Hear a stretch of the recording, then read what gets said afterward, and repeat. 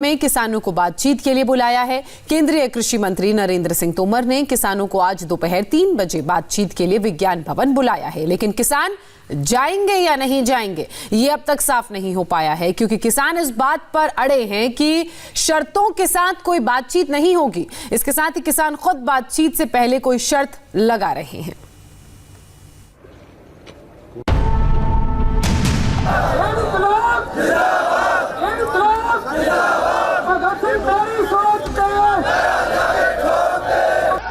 किसानों के दिल्ली कूच करने वाले आंदोलन को 5 दिन गुजर चुके हैं। आज छठा दिन है, लेकिन आंदोलनकारी किसान अब भी वहीं खड़े हैं जहां पहले दिन खड़े थे। किसानों के साथ सरकार की सहमति नहीं बन पाई है। सरकार बार बार बुला रही है, लेकिन किसान बार बार प्रस्ताव ठुकरा रहे हैं। अब एक बार फिर सरकार ने आज बुलाया है, लेकिन सवाल है, क्या किसान आज बातचीत को जाएंगे?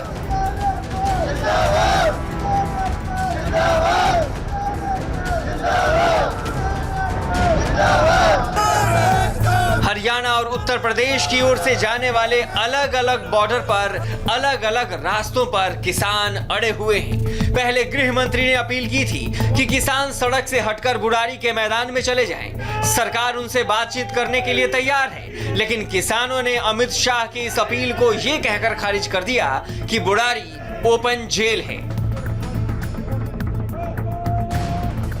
अब केंद्रीय कृषि मंत्री नरेंद्र तोमर ने किसानों को आज दोपहर 3 बजे बातचीत के लिए विज्ञान भवन में बुलाया है।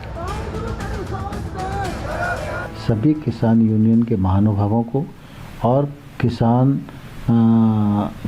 बंधुओं को यह आग्रह करना चाहता हूं कि आंदोलन का रास्ता त्याग कर वो चर्चा करें और कल विज्ञान भवन में पधारें, और उनको निमंत्रण भेज दिया गया है और वो चर्चा से जो रास्ते निकल सकते हैं वो सरकार उस पर विचार करने के लिए पूरी तरह पहले भी तैयार थी और आज भी तैयार है। अब सबसे बड़ा सवाल यही है कि क्या किसान विज्ञान भवन में बातचीत के लिए जाएंगे? गृह मंत्री के आश्वासन को ठुकराने वाले किसान क्या कृषि मंत्री से बात करने जाएंगे? और बात करेंगे तो किसानों की तरफ से कौन कौन कृषि मंत्री से बात करने जाएगा? क्योंकि जिस वक्त काशी में प्रधानमंत्री बोल रहे थे, उसी वक्त किसान संगठनों की एक बड़ी बैठक चल रही थी। इस बैठक में तय हुआ कि किसान बात करने को तैयार हैं, लेकिन बातचीत से पहले कोई शर्त नहीं रखी जाएगी।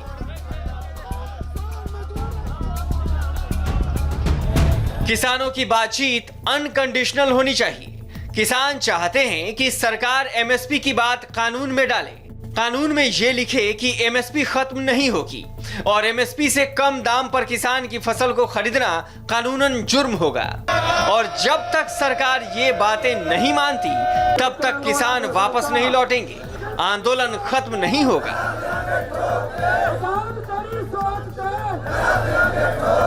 जब तक सरकार विदाउट कंडीशन गलबात नहीं करेगी, ਇਹ ਨੈਸ਼ਨਲ ਹਾਈਵੇ ਪਰ ਹੀ ਅਸੀਂ ਜੰਮੇ ਰਹਾਂਗੇ, ਟਿਕੇ ਰਹਾਂਗੇ, ਜਾਮ ਕਰਕੇ ਰੱਖਾਂਗੇ।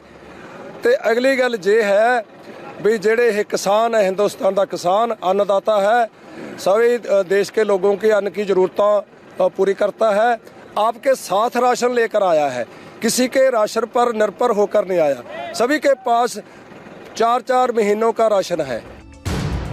सरकार का कहना है कि किसान की तरफ से इस तरह की बातें इसलिए की जा रही हैं क्योंकि किसानों को बरगलाया जा रहा है। किसानों को लगता है कि सरकार एमएसपी खत्म करने वाली है, जबकि ऐसा कुछ भी नहीं है।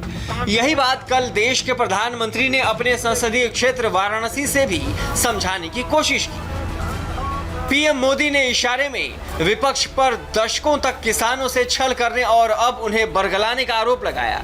गंगा किनारे से पीएम मोदी ने किसानों को विश्वास दिलाया और कहा कि भले ही दशकों तक उनके साथ छल हुआ हो, लेकिन अब ऐसा नहीं होगा, क्योंकि उनकी सरकार की नीयत गंगा जल की तरह पवित्र है। दशकों का छलावा किसानों को आशंकित करता है। किसानों का दोष नहीं है, लेकिन मैं देशवासियों को कहना चाहता हूं, मैं मेरे किसान भाई बहनों को कहना चाहता हूं और मां गंगा के घाट पर से कहना चाहता हूं, काशी जैसी पवित्र नगरी से कह रहा हूं, अब छल से नहीं, गंगा जल जैसी पवित्र नीयत के साथ काम किया जा रहा है। संसद सत्र में किसानों से जुड़े तीनों कानून जब से बने हैं, पंजाब और हरियाणा में किसान संगठनों का हंगामा चल रहा है। 2 महीने से ज्यादा वक्त तक ये रेल की पटरी पर बैठे रहे और अब दिल्ली के बॉर्डर पर डटे हुए हैं। पहले सिंधु बॉर्डर को बंद करना पड़ा और अब 2 दिन से टिकरी बॉर्डर पर भी किसानों का जमावड़ा है। हालत ये है कि अब लोगों के लिए इस रास्ते को भी बंद करना पड़ा है, क्योंकि 2 किलोमीटर तक सिर्फ और सिर्फ किसानों की गाड़ियां ही खड़ी हैं। किसान अभी भी अपनी जिद पर अड़े हुए हैं। अगर आप यहाँ पर नजर डालें, एक बार तस्वीर आप यहाँ पर देखिए, बैरिकेड किया गया है, सुरक्षा बल यहाँ पर तैनात हैं, लेकिन हजारों की संख्या में जो किसान हैं इसी सड़क पर वो रुके हुए हैं, अटे हुए हैं। और आपको बता दें कि ये जो रोहतक रोड है और इसके पीछे जब आप इस पे ही चलते जाते हैं तो तकरीबन आपको 60 किलोमीटर तक ऐसी ही तस्वीर देखने को मिलेगी। 2 महीने से इस कानून को लेकर अफवाहों का बाजार गर्म था, लेकिन बवाल सिर्फ पंजाब में हो रहा था। पंजाब हरियाणा के किसान केंद्र सरकार से बातचीत करने दिल्ली पहुंचे तो कांग्रेस और आम आदमी पार्टी के साथ हर कोई लग गया।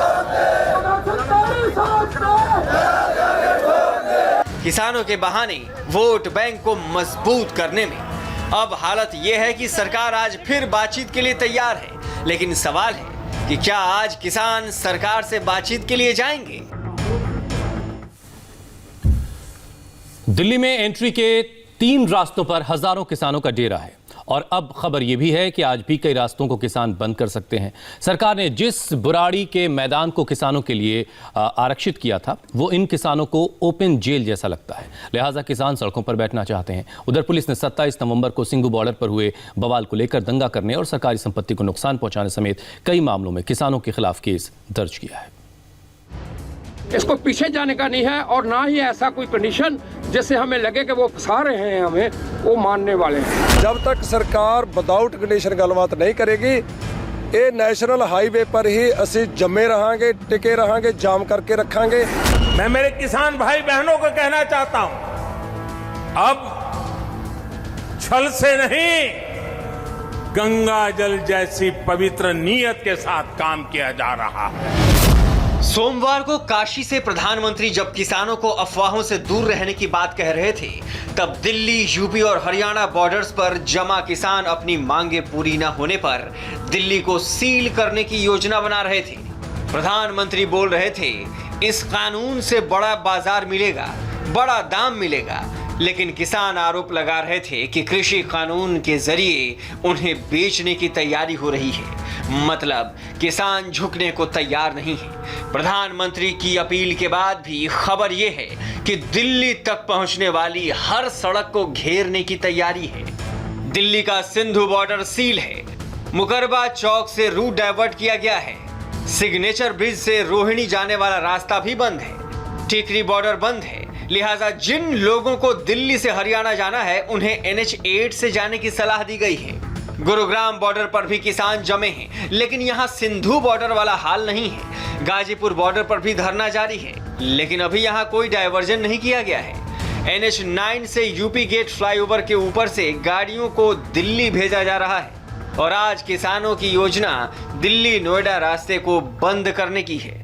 मतलब दिल्ली को हर ओर से बंद करना चाहते हैं किसान, ताकि सरकार को झुका सकें।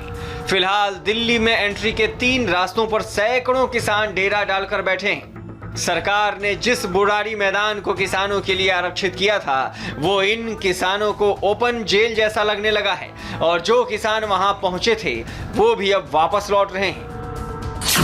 बातचीत करने के लिए तो आप लोगों को जाना पड़ेगा, उसके लिए वो बुराड़ी में बुला रहे हैं आप लोग। बुराड़ी क्यों जाएं हम? बुराड़ी जाके वो खुली जेल है। वो तो हमारा मुद्दा क्या है? हमारी एक छोटी सी मांग है, न्यूनतम समर्थन मूल्य, वो इस कानून में जोड़ दें, अपने आप चले जाएंगे हम उठ के। रविशंकर प्रसाद का ट्वीट है, वो कह रही तो पहले की तरह जारी रहेगा, इसमें कंफ्यूजन किस? रविशंकर प्रसाद जी कहाँ के हैं? बिहार के हैं ना। बिहार के किसानों की हाल देखिए आप। 800 रुपए न्यूनतम समर्थन मूल्य मक्का का है, 1900 रुपए, 800 रुपए प्रति क्विंटल बिक रहा है। आज से 10 साल पहले 10 ग्राम सोना लेने के लिए हमको 20 कुंटल गेहूं बेचने पड़ते थे और आज हमको 10 ग्राम सोना लेने के लिए 30 कुंटल गेहूं बेचने पड़ रहे हैं। मोदी सरकार के पास 2 साल रहेंगे, 2022 में उन्होंने कहा था कि आय दुगनी कर देंगे। आय आप देखो दुगनी हो रही है कि आधी हो रही है। दिल्ली का बॉर्डर सील कर देना, क्या ये मात्र एक विकल्प है आप लोगों के पास? इससे आम जनता भी परेशान हो रही है। आप देखेंगे आसपास की जो दुकानें व्यापार है वो भी बंद है। हमने थोड़ी ना ये बॉर्डर बंद किया है, ये तो इनका है, ये तो सेंटर सरकार ने, सेंट्रल गवर्नमेंट ने बंद किया है, किसानों ने थोड़ी बंद किया है। जो हरियाणा में रोके थी वो भी खट्टर सरकार ने बंद की थी। सिंधु बॉर्डर दिल्ली को हरियाणा से जोड़ता है। यहाँ बवाल होने से, यहाँ जाम होने से सबसे ज्यादा असर पड़ा है।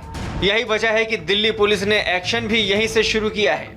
सिंधु बॉर्डर पर 27 नवंबर को हुए बवाल को लेकर दिल्ली पुलिस ने एफआईआर दर्ज की है। किसानों पर दंगा करने और सरकारी संपत्ति को नुकसान पहुंचाने की धाराएं लगाई गई हैं। दिल्ली के अलीपुर पुलिस स्टेशन में अज्ञात लोगों के खिलाफ एफआईआर दर्ज की गई है।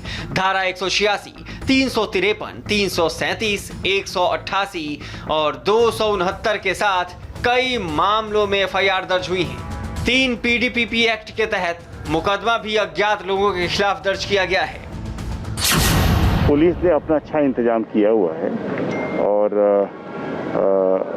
अब देख ही रहे कि पुलिस फोर्स की तैनाती भी है और हम हर एक सिचुएशन के लिए तैयार हैं। फिलहाल सिंधु बॉर्डर और टिकरी बॉर्डर पूरी तरह बंद है। गाजियाबाद बॉर्डर पर भी भारी संख्या में किसान डेरा डंडा गाड़े बैठे हैं। सिंधु बॉर्डर पर किसानों की तादाद 2 से 3 हजार है।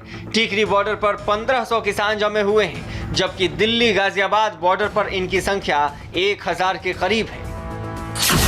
जो किसान यहाँ पर रुकेंगे, रात में जो यहाँ सोएंगे, उनको किसी भी तरह की दिक्कत ना हो, मच्छरों से वो बच सके, इसलिए अब जो टेंट और जो ट्रैक्टर्स के ऊपर, ट्रॉलीज के ऊपर किसानों ने टेंट नुमा जो जगह बनाई हुई है अपने रात में रुकने के लिए, रात में सोने के लिए, वहाँ फॉगिंग की जा रही है ताकि रात जो है किसान अच्छी तरह से गुजार सके। किसानों ने मन बना लिया है कि लड़ाई लंबी चले तो भी पीछे नहीं हटेंगे। ट्रैक्टर ट्रॉली को घर बना लिया है। सड़क पर लंगर चल रहे हैं। किसान शिफ्ट में धरना दे रहे हैं। मतलब आंदोलन अभी खत्म नहीं होने वाला है, क्योंकि बनारस से पीएम मोदी ने जो कहा है उससे संकेत यही मिले हैं कि कृषि कानून पर बैकफुट पर नहीं आएगी सरकार। इससे पहले कल प्रधानमंत्री